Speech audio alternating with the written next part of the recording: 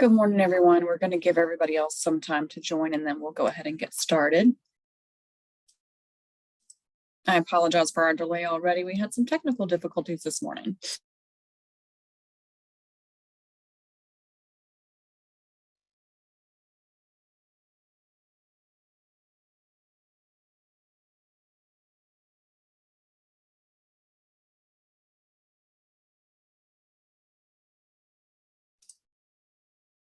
All right. Good morning and happy Monday. It's good to see everyone this morning. We'll go ahead and get started since I don't see any other folks in the waiting room. We are joining today's certification monthly call. We have just a few updates on policy for you all, then some reminders and some important dates. So the first thing we'll get started on is certification policy updates. And we have one of those today. As some of you may be aware, last week at Bessie, the school nurse policy was updated. And so what it now says is beginning August 1st of 2023, a registered nurse who holds a current valid license in good standing with the Louisiana State Board of Nursing is considered to be certified by Bessie. So what this means is that LDOE and the certification office beginning August 1st of 2023 will no longer be issuing school nurse certificates. It will be up to each school district to determine if a nurse applicant is considered certified by our office. So from a certification standpoint, after August 1st of 2023, a school nurse will still be considered a certified ancillary service personnel if they meet the above requirements, meaning that they have a valid registered nurse license with Louisiana State Board of Nursing. LDOE verification of this license status and employment history is no longer required. So you as a school system do not need to request certification for school nurses. And any school nurse that's applying for a position may show a current valid registered nurse license in good standing with Louisiana State Board of Nursing as proof that they are certified, considered a certified school nurse by Bessie. Again, this goes into effect on August 1st of 2023. So it's not in effect now, but it will be in effect for the next school year. So we are actually working on some guidance to provide to U.S. school systems in coming months. We'll share this guidance via our normal communication channels, our certification monthly call, any newsletters that go out to school systems, those things like that. So once this policy is in place, what you'll do is you'll be verifying a nursing license. So you can go to the Louisiana State Board Nursing website and you can verify it. And I've included that link here. And of course, once this deck is posted, you'll have access to that link. But basically in PEP or in EdLink 360, where you would normally put a license number, their certificate number is going to be the same thing as their license number. I believe it's RN and then it's a 6-digit number. But additional details are going to be provided specifically to data managers regarding that particular piece of data submission later this spring. We are going to be also including some additional guidance and posting it and providing it. We want to make sure that everybody understands and wants to ensure that their school nurse is ready to perform the functions required of a school nurse, whether they are fresh out of nursing school or whether they're an experienced nurse. We want to make sure that they are prepared to perform as a school nurse because it's a little bit different in the school setting. And so we advise that you prepare them by providing some sort of training that's in alignment with this school-based nursing services in Louisiana schools handbook. It's a really great resource that was created by some of our school nurse advisory council members. And so we feel like it would be very helpful for any school nurse, any nurse, regardless of the years of experience coming in to be a school nurse. Some things that you may have to do right now to be ready for this August 1st change is review your existing local policy to determine whether you need to edit some of your policy around staffing requirements or hiring protocols, maybe training protocols or personnel documentation practices. So you want to start reviewing that so you'll be ready for August 1st. Any applications that are in queue right now, of course, because the policy is not in effect yet, we're still going to process accordingly. We will still issue those accordingly because policy currently in effect does require us to issue it. Again, this is a change that will be happening August 1st of this year. So it's not in effect yet, but it will be in effect soon. So we wanted to provide you some information so that you can start looking at some of your local policy. We'll pause right here to see if there are any questions from this particular policy.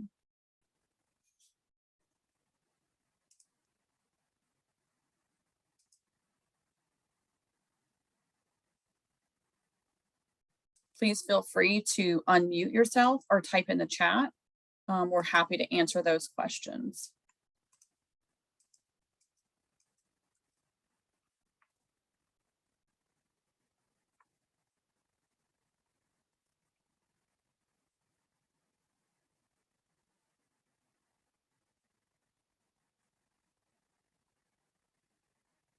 Okay, I don't see any questions in the chat, so we will go ahead and move on. Our next section is just around processing updates and a few reminders. So some of our processing updates, just wanted to remind everyone, we put this out last month, but wasn't sure if everyone participated. So we wanted to kind of remind you of these processing updates. So our office has been requiring a self-evaluation for specific applications for probably a year or more now. And as a professional courtesy during this time over the past few months, we've included as a professional courtesy the first line review. They're requesting that any application missing these be sent via email during the initial review. Well, beginning February 1st, the first line review will no longer request this via email. So if an application is submitted with a self-evaluation checklist and it's not included when reviewed by the specialist, it's going to be considered a missing item. So it could result in an additional fee if not included initially. We feel like we've had, a year is plenty of time for everybody to get used to including as a required document the self-evaluation checklist. And so we're looking at our processing efficiencies. It will be more efficient if our first line review does not do that review. So we're just giving it as a flag to you that beginning February 1st, anything submitted after February 1st, if it does not have a self-evaluation checklist, it's not going to be included in the first line review and it will be considered a missing document. Additional processing updates. So as we've mentioned in the past, we've been working with some additional resources to process certain application types. These are the simpler application types. And so these applications could be processed out of date order during the next few weeks or months. The applications listed on the slide, the ECAC, the TA, and the TATS may be processed out of order. So just wanted to flag that for you all. Some of our additional resources that we're training are processing these applications and trying to get through those more quickly. While we are using these additional resources, we're also doing some analysis of the applications that are submitted. And we haven't finalized all the analysis of the volume, but a preliminary analysis of the volume of applications that we receive has indicated that a pretty significant number of applications received are incomplete, they are inaccurate, or they're incorrectly submitted. And so the volume received plus the fact that we are getting some incorrectly submitted applications really is what contributes to the processing time for all of our applications, whether they're submitted correctly or incorrectly. So we're really asking for your partnership in reviewing all applications before you submit them. We're going to go through some best practices in the certification reminder section to kind of help you in your review of applications before submitting. We are currently working to build a system that will hopefully, since we're noticing that this is a large volume of the applications that we receive, we're hoping to build as a part of this new system, some sort of hard stop in place that will prevent the submission of an incomplete application. And so it will help everybody, we're hoping. Any questions on that section? Okay, so it looks like we have 2 questions in the chat. What do we need to do for LPNs? Looks like there's a question about LPNs specifically. So what we learned about LPNs is a school system can hire an LPN to perform tasks that are consistent with their specific license and educational preparation. So the license that they hold kind of determines what things they can do.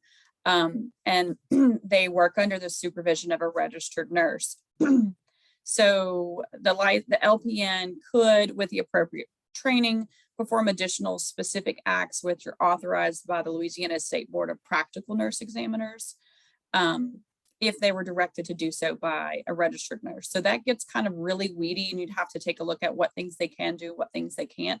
That is specifically determined by their license that they hold and the board that regulates them. But there's nothing that says that an LEA cannot hire an LPN. You still do have to have a registered nurse though, as your school nurse. I hope that answers your question, Doris. Where can I find which specific applications require the self-evaluation checklist? So in the instructions of each of our applications, it will list which applications require the self-evaluation checklist. But essentially what you can do is, if there's a self-evaluation checklist associated with that particular request, that should be included. That means it's required, if that's a better generic way to remember that. Any other questions?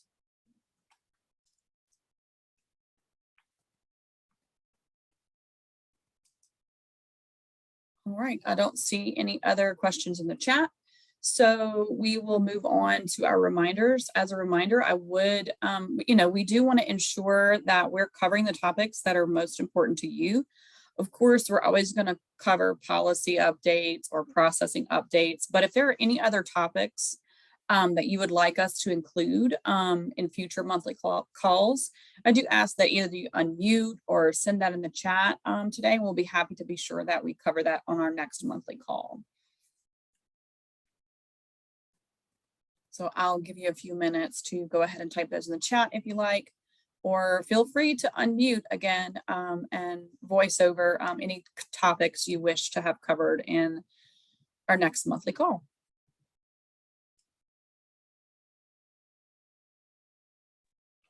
Christy, this is Cindy on UL Lafayette.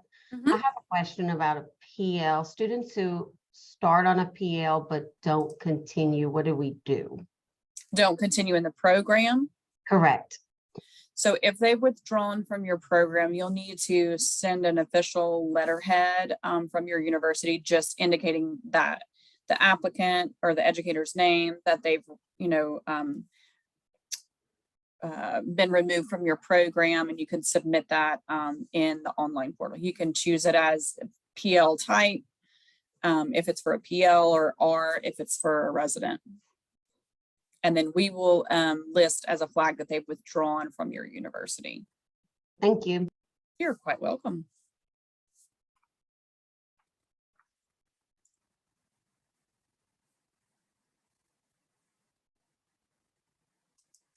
All right, so continuing on with our reminders, just a reminder that the Teacher Certification Appeals Council, TCAC, that of course is a council that meets about 4 times per year, and they hear cases of individuals who believe they have a legitimate grounds for an appeal. Again, of course, they can only hear cases of applicants that have applied to the certification office, been denied, and then they would appeal. And then of course they cannot hear anything that is against the law. But we will take a review of that with our legal team and make sure that any of those applications that can't be heard won't be going through TSAC.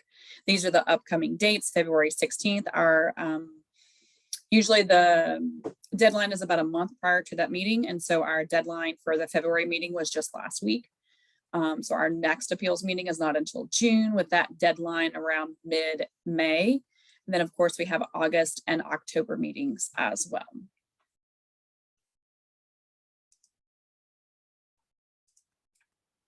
Just wanted to remind you that you can contact and communicate with certification experts.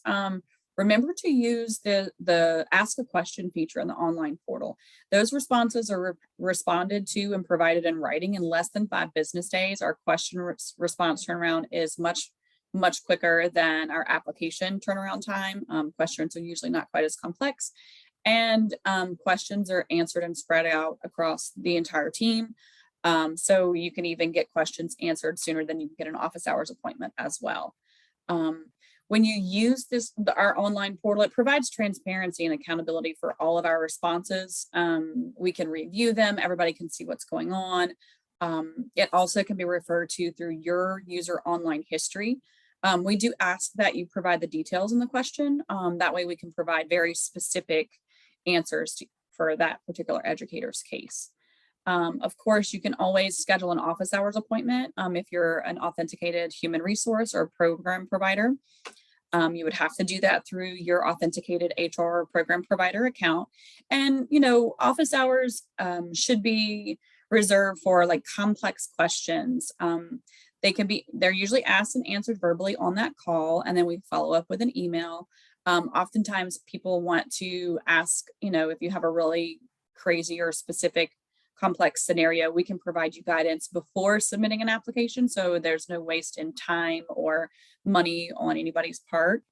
If you have a specific scenario where you feel like an application warrants being expedited, you can make that request during that office hours call. We will actually do the processing on that 15-minute call. If you need more than 15 minutes, we ask that you schedule multiple appointments. We do have folks that try and schedule, a couple appointments back to back and try and, knock out quite a few of their certification questions all at one time.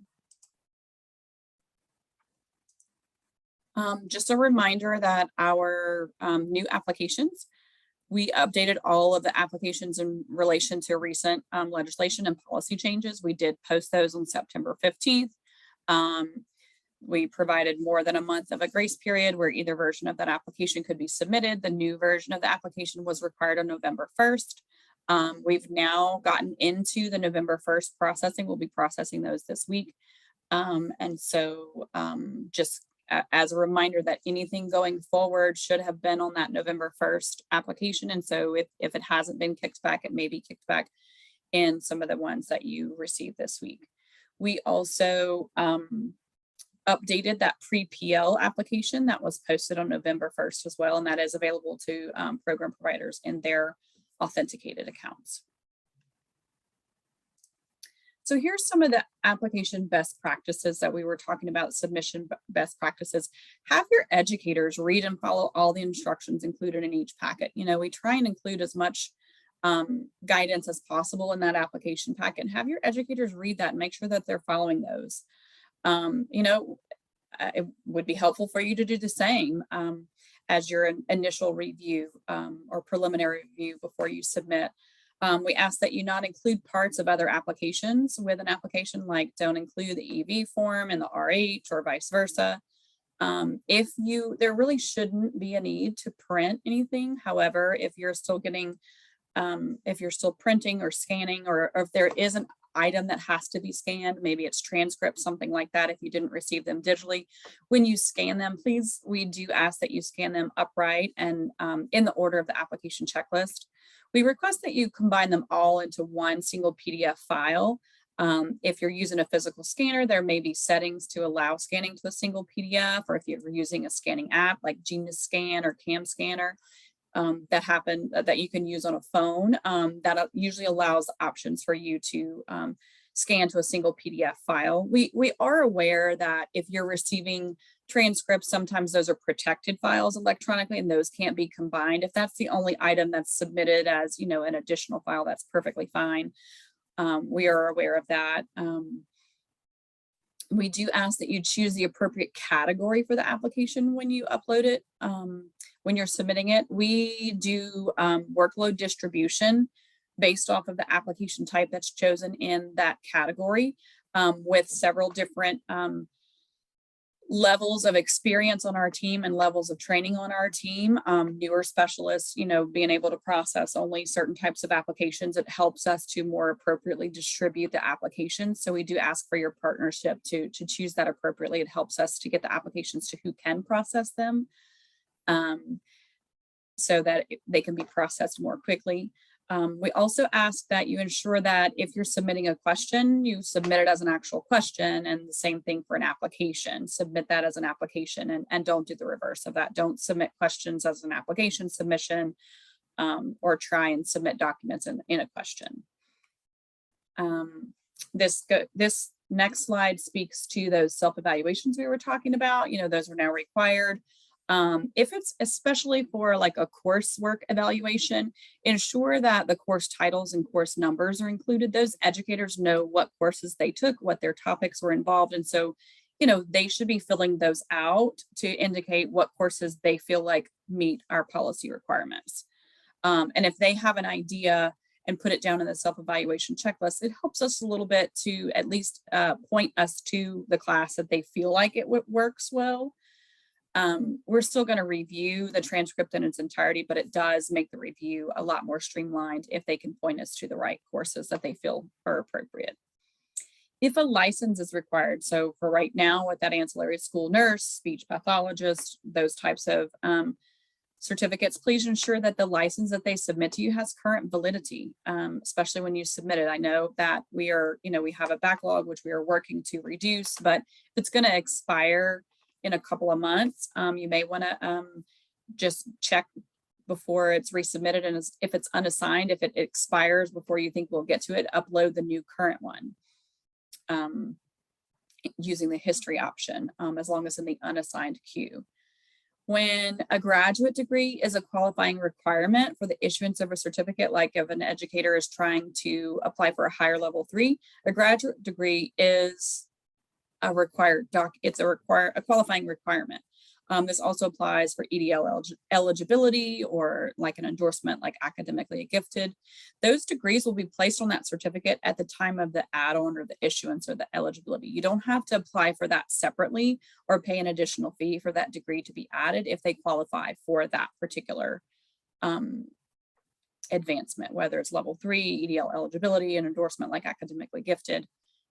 You don't have to pay for that separately. That is going to be part of the processing that happens at that time. We do want to add that eligibility letters, like for EDL, submitted for issuance of a certificate also require a picture ID and a copy of a social security card. So for example, if somebody received EDL eligibility in 2018 and they're now ready to submit saying we're going to hire them as an educational leader. When you submit the letter saying that you've hired them as a leader plus their eligibility letter, we are asking that you submit a copy of their social security card and photo ID in addition to their updated professional conduct form as a part of that submission, so we can go ahead and issue the actual certificate. This is a reminder about certification status changes. Remember that renewal for a certificate is based upon effective evaluations via Compass. And so if they're serving or not employed or serving in another country or another state, they should place their teaching certificate into non-practicing status. So if they do that, it's going to preserve the validity of their certificate, and they'll have some remaining should they ever come back to the state of Louisiana or serve. Renewal, remember, is contingent upon earning effective evaluations via Compass. And so we would want them to put it into non-practicing status. The same holds true if they're serving on an educational leader certificate and they're not teaching. So if you're serving on an EDL, you would place the educator's teaching certificate into non-practicing status. Or the reverse of that. If they go back into the classroom while they're teaching, then they would put their EDL into non-practicing status, provided there's any validity left on it, on either one of those. The requested effective date of non-practicing status should be the last date of employment in that Compass evaluated role. It does need to be within the certificate's validity, but it also cannot be any earlier than August 1st of 2012. That is when the first implementation of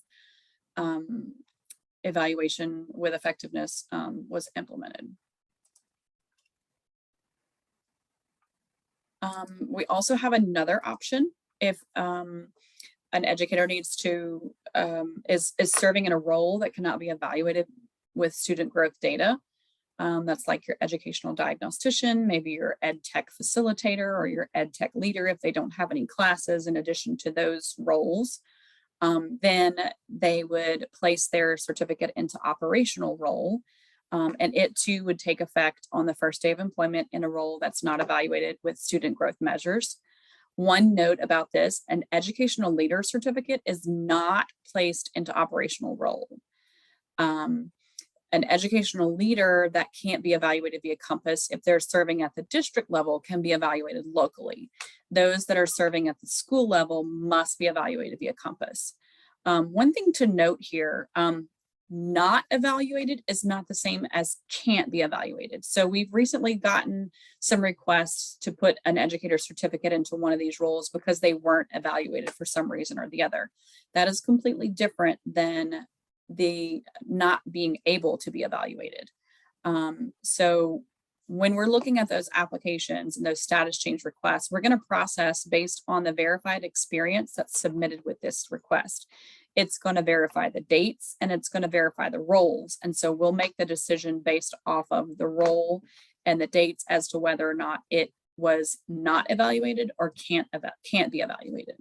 Just wanted to flag that there. Can I ask a quick question? Sure. Okay, so if I have a teacher who this year is being pulled out of the classroom and is a curriculum coordinator at the district level, she will be evaluated for our district policy. Does she go in operational status? She is serving on a teaching certificate and not a leader certificate. Correct. So if she is serving at the district level as a teacher and she cannot be tied to specific student growth data, then she would be operational role. Yes. Okay, thank you. You're welcome. Moving on to the next one, which we kind of talked about a little bit, was local evaluations. Remember that local evaluations can only be used in two circumstances. If an educator is trying to renew or advance an educational leader level 1, 2, or 3 certificate, where that educator is serving at the district level and they're not evaluated via Compass. So that's the first one. Remember that if the school leader is serving at the school level, Compass evaluations are required by law, and those should be entered into the Compass Information System, or CIS. The only other option is if they're renewing or advancing a non-public teaching certificate, or for renewing an ancillary Montessori certificate. So local evaluations would be used in the non-public setting. Everybody else should be evaluated using Compass or a Compass approved rubric, which is still entered into the Compass information system. The validity, just a note about those that can't be evaluated via student growth measures. When they put it in one of those roles, the validity is preserved by requesting that operational role status, which is what we were talking about, and the question was provided just earlier. All right, so now we'll get to our question and answer section. Let's see, there's quite a few messages in the chat. The slide deck has not been posted yet. It will be sent today to our comms team to be put in the normal location. And I'll see if I can have Paula put it on teachlouisiana.net under the HR and prep provider section as well. Okay. We submitted an application in October that believed we would be denied, so we could go through the appeals process in February, but it hasn't been processed yet. I would have recommended anytime you're getting close to a deadline of an appeal, I would absolutely recommend scheduling office hours to request expediting. But if you submitted it in October, it should have been processed by now because we've gotten to November already. So you may want to take a look at your history to see the status of that application. You likely received something on it. Or if you can't find it, can't figure out what happened, you can always submit a question in the online portal so that you can ask the status of that particular case number. Someone can provide that guidance to you. And again, if you needed something for appeals and it hadn't made it out in time yet for the denial, I would recommend scheduling office hours to get that expedited. We have a question. Can someone apply for EDL and mentor at the same time? With the same application? No. At the same time, yes, as long as they're not trying to qualify for that mentor endorsement with the EDL option. If they already have one of the other qualifying routes, then you can absolutely apply at the same time. If they're qualifying by EDL, I would recommend that you wait until the EDL is processed and issued, or eligibility is issued, and then apply for mentor at that point, if it's the route that you're trying to go. Can those that are not serving in a role that is evaluated by Compass be removed from the Compass roster? Oh, Aaron, that is out of my wheelhouse. I would have to recommend you ask that question to the Compass team. That would be, you can send an email to compass@la.gov, and I'm sure they'd be happy to answer that question for you. I am not sure the answer to that. I can see if I can find out and get that over to you, but you may get a quicker response if you just email compass@la.gov.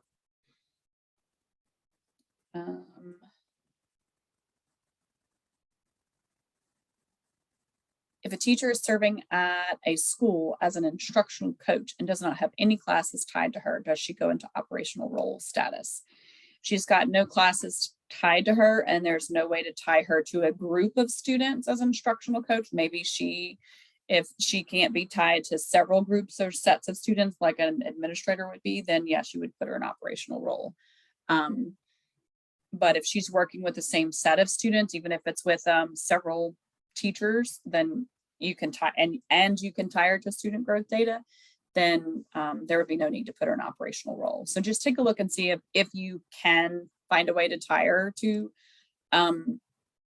student growth data. And if you can't, then put her into operational status. Can a non-public level 3 asterisk certificate ever be changed to a public certificate? Yes, that's a possibility. When it's those non-publics, they do need to serve and have effective evaluations via Compass. And so depending on the validity of that non-public level 3 asterisk certificate, will determine whether you would renew that first while they're teaching in your system to get those effective evaluations or not. And so if you have a very a specific individual you're speaking of, I would recommend submitting a question in our online portal, give the certificate number, the name, ask that particular question, or if you want to schedule office hours call with us, we'd be happy to look at that particular educator individually. But generally speaking, it can be eventually changed to a public certificate. They would hold 2, a public would be issued additionally, but okay, let's see if there's any more. The deck, yes, we will post the deck later on today in the behind the HR authenticated and the prep provider authenticated portal, and then we'll have our comms team post it regularly where they also put it under the school improvement resource library. Any other questions?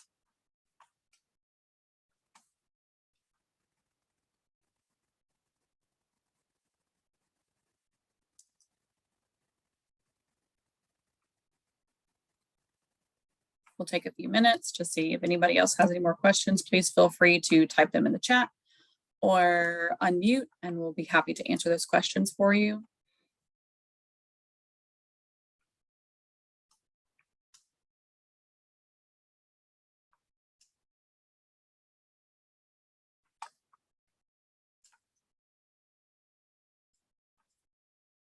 Okay, I don't see any other questions in the chat, so we'll go ahead and move on to our important dates or call summary. A reminder, tomorrow, January 24th, is the Non-Public School Council. The 25th is the Special Education Advisory Panel, and February 6th is the Accountability Council. Of course, we also have several different links here for you, the online portal, the bulletin, all of those things, the school system support calendar, for helpful resources for you to find what it is that you need. Any other questions?